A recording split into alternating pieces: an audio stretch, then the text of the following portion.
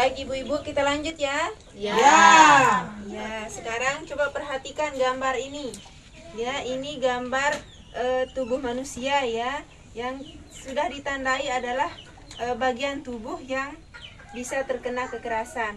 Nah, sekarang coba ibu perhatikan kira-kira ada ndak bagian tubuh anak, tubuh manusia ini yang tidak tersentuh oleh kekerasan? Kira-kira ada ndak? Ada? Ada? Tidak ada. Yang bilang ada siapa? Ayo, tadi ada yang bilang ada. Saya Umin. Ya, ya jadi begini ya ibu-ibu, seluruh tubuh anak ya, seluruh tubuh anak dari ujung kepala hingga ujung kaki itu semua bisa tersentuh oleh kekerasan. Ya, baik kekerasan fisik maupun kekerasan non fisik ya. Jadi kekerasan fisik maupun kekerasan non fisik semuanya bisa terkena ya tubuh anak itu.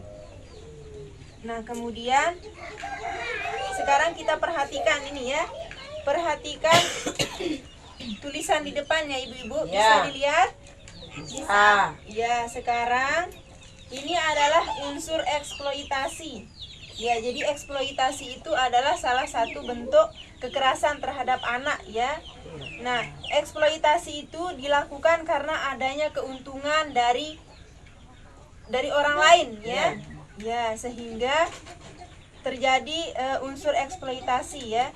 Nah, yang pertama adalah keuntungan materi. Materi.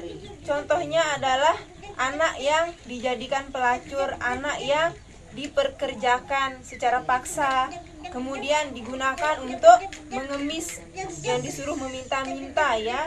Nah, jadi itu ada unsur keuntungan dari orang lain. Kemudian selanjutnya yang bukan materi ya, yang memanfaatkan anak mendapatkan status sosial, misalnya mengambil anak orang supaya mendapatkan bantuan, misalnya mendapatkan PKH misalnya ya, itu yang lebih tinggi, mengambil anak supaya mendapat kedudukan yang lebih tinggi di dalam masyarakat misalnya. Contohnya anak perempuan dinikahkan dengan laki-laki yang lebih kaya, jadi dikawin paksa anaknya dengan orang yang lebih kaya misalnya, atau berkedudukan terhormat ya. Nah, jadi di sini akibat dari eksploitasi itu ada banyak ya ibu-ibu ya. Ya, jadi eksploitasi itu berakibat satu, coba bacakan Ibu Husnawati. Anak putus sekolah. 2, Ibu Rahun. Oh iya, perkembangan fisik anak terganggu ya.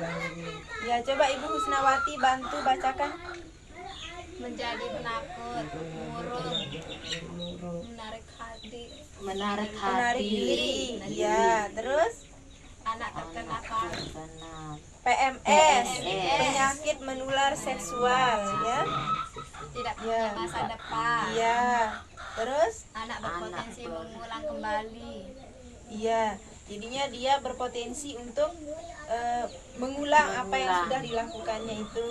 Kemudian Anak kehilangan percaya diri. iya, Anak dapat terluka atau sakit-sakitan celaka. iya. Anak tidak punya waktu bermain. Anak stres atau ketertekan. Anak terpisah dari keluarga. Iya, baik, terima kasih banyak Ibu Husnawati yang sudah membantu untuk membacakan. Berikan tepuk tangan yang meriah. Ya. Jadi sekarang selanjutnya bagaimana cara mencegah eksploitasi terhadap anak? Ya, ini bagi orang tua khususnya. Yang pertama, mengupayakan anak tetap sekolah. Jadi jangan sampai anak kita putus sekolah ya. Jadi yang kedua, tidak menyuruh bekerja yang mengganggu kegiatan bermain dan belajarnya. Jadi karena naluri anak itu dia harus belajar dan bermain ya, tidak dipaksa untuk bekerja. Misalnya dipaksa untuk mengangkut batu misalnya, itu tidak sesuai dengan umurnya. Kemudian tidak membiarkan anak bersama orang dewasa tanpa pengawasan, yaitu dengan orang asing mungkin yang tidak kita kenal, yang baru kita lihat. Jadi harus diawasi anak kita ya. Ya, kemudian tidak mudah mempercayai janji-janji orang lain. Ya, kalau misalnya dijanjikan dikasih barang atau dikasih uang, apalagi orang yang tidak kita kenal. Kemudian memberitahu anak untuk waspada pada iming-iming pekerjaan dan gaji besar di kota. Misalnya anak sudah dewasa, dijanjikan untuk digaji besar di luar kota, di luar daerah, iya. Jadi jangan terlalu dipercaya ya, perlu ditelusuri juga ya. Kemudian tidak menikahkan anak sebelum usia 18 tahun dan tidak juga dikawin paksa ya. Seperti yang dicontohkan tadi, dinikahkan hanya untuk mendapatkan harta misalnya ya. Iya. Tidak membiarkan anak bermain HP tanpa pengawasan, bermain internet ya, jadi harus diawasi. Apa Ya. yang kita dilihat? Ya, karena internet itu dia global. Jadinya apa-apa ada di sana, yang boleh maupun tidak boleh kita saring ya, kecuali kita selalu mengawasi.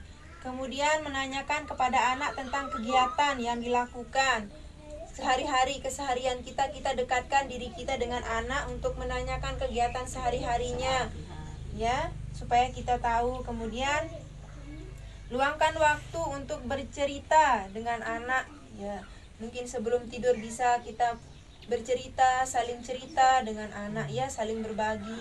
Misalnya ada keluhan apa, bisa kita tahu dari situ ya. Jadi kita pokoknya meluangkan waktu untuk anak kita ya.